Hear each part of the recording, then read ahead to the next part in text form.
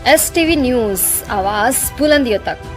खबर आजमगढ़ जनपद से है। 5 साल 9 महीने बाद मृत अरविंद चौहान लखनऊ से गिरफ्तारी। आजमगढ़ पुलिस ने ऑपरेशन मुस्कान के तहत किया बड़ा खुलासा। आजमगढ़ से लखनऊ तक फैली एक झूठी मौत की गुत्थी को पुलिस ने आखिरकार सुलझा ही लिया। 2019 में लापता हुए और बाद में मृत घोषित किए गए अरविंद चौहान को आजमगढ़ पुलिस ने करीब 5 साल 9 महीने बाद लखनऊ IIM रोड जिंदा बरामद कर लिया। इस मामले में हत्या की झूठी कहानी गढ़ी गई थी, जिसमें 2 निर्दोष पर हत्या का मुकदमा दर्ज किया गया था। अरविंद चौहान निवासी इदिलपुर थाना चौहानागंज आजमगढ़ की गुमशुदगी की रिपोर्ट 30 जुलाई 2019 को थाना कोतवाली में दर्ज की गई थी। पत्नी सुनीता चौहान ने तो यहां तक दावा किया कि उनकी पति की हत्या हो चुकी है। इसके बाद हत्या का मुकदमा अल्पसंख्यक 510 बटा 24 302 201 में 2 लोग वासुदेव चौहान और घरबरन चौहान के खिलाफ दर्ज करा गया था। लेकिन सच्चाई कुछ और ही थी। पुलिस ने जब CDR और सर्विलांस के जरिए जांच की तो कुछ संदिग्ध मोबाइल नंबर सामने आए। लगातार नंबर बदलने की जानकारी मिली और मुखबिर की सूचना पर पुलिस ने अरविंद चौहान को 15 अप्रैल 2025 को लखनऊ IIM रोड से गिरफ्तार कर लिया। पूछताछ में चौंकाने वाले खुलासे। गिरफ्तार अरविंद ने बताया कि वह 2006 से अल्कीमेस्ट लिमिटेड में एजेंट था। जब 2017 में कंपनी भाग गई तो करोड़ों रुपए डूब गए। जनता का दबाव बढ़ा तो 19 जुलाई 2019 को अपना मोबाइल छोड़कर लखनऊ भाग गया और वहां जाकर ऑटो चलाने लगा। वह व्हाट्सएप कॉल से ही अपने परिवार से संपर्क करता था। चौंकाने वाली बात यह है कि उसी अरविंद के कथित हत्या मामले में उसके रिश्तेदार पर गंभीर धाराएं लगाई गई, जिसका अब कोई आधार नहीं बचा। झूठे मुकदमे का खेल अरविंद ने खुद कबूला कि उसके रिश्तेदार वासुदेव से 4,42,000 रुपए लिए थे, जिससे जुड़ा एक मुकदमा पहले से चल रहा है। उसी केस से बचने और दबाव बनाने के लिए उसकी पत्नी ने हत्या की झूठी कहानी गढ़ी और निर्दोष को फंसाया। वहीं इस मामले में SP हेमराज मीणा ने बताया है कि अब अरविंद पर कानूनी कार्रवाई की जा रही है और झूठे मुकदमे में फंसाए गए निर्दोष को जल्द ही राहत मिल सकती है। आप देख रहे थे STV न्यूज़ 24 संवाददाता पूनम चौधरी की खास रिपोर्ट। सर, आजमगढ़ पुलिस ने एक अभियुक्त को 5 साल 9 महीने बाद गिरफ्तार किया है। सर, ये क्या है पूरा मामला? देखिए, थाना जहानागंज में 30 जुलाई 2019 को एक गुमशुदगी दर्ज हुई थी, जिसमें सुनीता चौहान नाम की महिला है। उन्होंने ये बताया था कि उनके पति अरविंद चौहान है, वो नहीं मिले हैं। किसी की गुमशुदगी की तलाश भी की गई थी, लेकिन ये व्यक्ति उसमें बरामद नहीं हुई थी।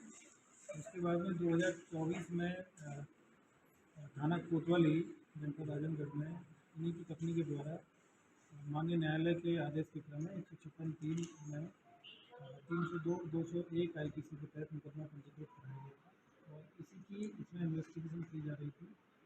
इससे पहले जो ये व्यक्ति हैं अरविंद चौहान, ये पहले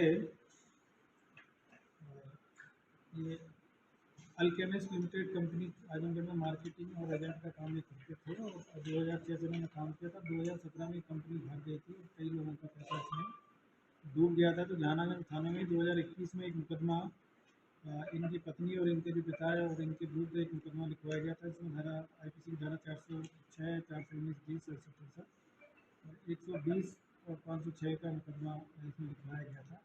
उसमें इनकी पत्नी और जो इनके पिताजी और ये बातचीत चल रहे थे, लेकिन चूँकि इनकी जानकारी नहीं मिल रही थी और उससे पहले ही जैसे ये भागे थे यहाँ से, तो इनकी पत्नी ने इसमें गुमशुदगी दर्ज करा दी थी जहानागंज थाने में।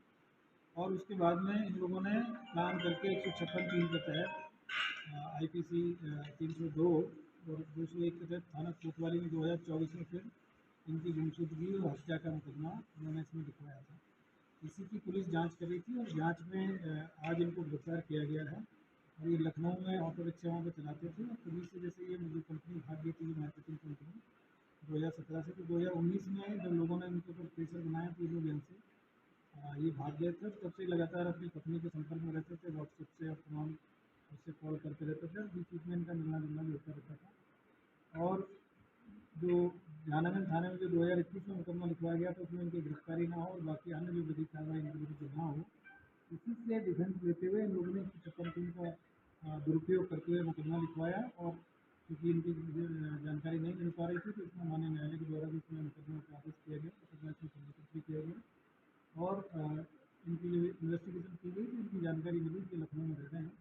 आज इनको गिरफ्तार किया गया है और उसमें जो पूर्व का जो मुकदमा है उसमें भी इनको इसमें वांछित थे, तो उसमें इनकी गिरफ्तारी की गई। बाकी जो ये मुकदमा इन्होंने फर्जी लिखवाया गया है, तो इसमें जो जालसाजी की जवानी जो धारा है उनको बढ़ोतरी करते हुए और इनकी इसमें गिरफ्तारी की जाएगी और आगे इसमें वसूली कार्रवाई की जाएगी। सर, इस पूरे मामले में ऐसा कारण क्या रहा कि इनको गुमशुदगी लिखवानी पड़ी या फिर पत्नी को 302 लिखवाना पड़ा? इसके पीछे का लॉजिक क्या है? तो जी मैंने आपको बताया कि 2006 से अल्केमिस्ट की ये मार्केटिंग और जो एजेंसी थी यहाँ पे काम कर रही थी। पहले 2017 तक इस मार्केटिंग एजेंसी ने यहाँ काम किया था और उसमें कई सैकड़ों लोगों के जो पैसा था वो लेकर भाग गई थी कंपनी 2017 में। 2019 में जब इनके ऊपर प्रेशर आया, जिन लोगों का पैसा इन्होंने उसमें इन्वेस्ट कराया था, तो उसके बाद में ये अपना फ़ोन बंद करके यहाँ से चले गए थे। पत्नी ने तभी गुमशुदगी बीच में लिखवाई थी, वो भी इनकी प्लानिंग का पार्ट था। और जब इनके विरुद्ध 2021 में जो मुकदमा लिख दिया तो उससे बचने के लिए उन्होंने 2024 में फिर 156(3) के तहत मुकदमा लिखवा के और अपना जो डिफेंस लेकर कि जिससे कि आगे ये मिलेंगे तो है नहीं और फिर उनके खिलाफ कोई कार्रवाई नहीं होगी, पत्नी और जो इनके ससुर हैं उनके खिलाफ भी कार्रवाई नहीं होगी। तो उसी को लेकर इन्होंने पूरी प्लानिंग के तहत ये सारी चीज़ें की थी कि इसमें सभी इनके खिलाफ में जो भी साक्ष्य है, साक्ष्य के आधार पर आगे इसमें जो इन्होंने जो मुकदमा लिखवाया उसमें जो पूर्व में इनके विरुद्ध ये मुकदमा पंजीकृत किया गया है, दोनों में जो धारा उनकी बढ़ोतरी करती है उनकी गिरफ्तारी की गई। सर, अल्केमिस्ट कंपनी जो भाग गई है उसके खिलाफ क्या कार्रवाई हुई? उसके खिलाफ जो कार्रवाई जो कंप्लेन वहाँ पे किया था उसके खिलाफ भी पहले से मुकदमा लिखे थे, उसमें अलग कार्रवाई हुई। सर, इसमें पत्नी की जो भूमिका है वो भी संदिग्ध थी, तो इसको किस तरीके से जाँच में तो इसमें इन्वेस्टिगेशन की जा रही है। अभी इनकी तत्काल क्रॉस इनकी अभी गिरफ्तारी की गई है। बाकी जो इसमें अन्य जो साक्ष्य मिलेंगे उसी के आधार पर और कौन कौन लोग इस साजिश में शामिल है उनको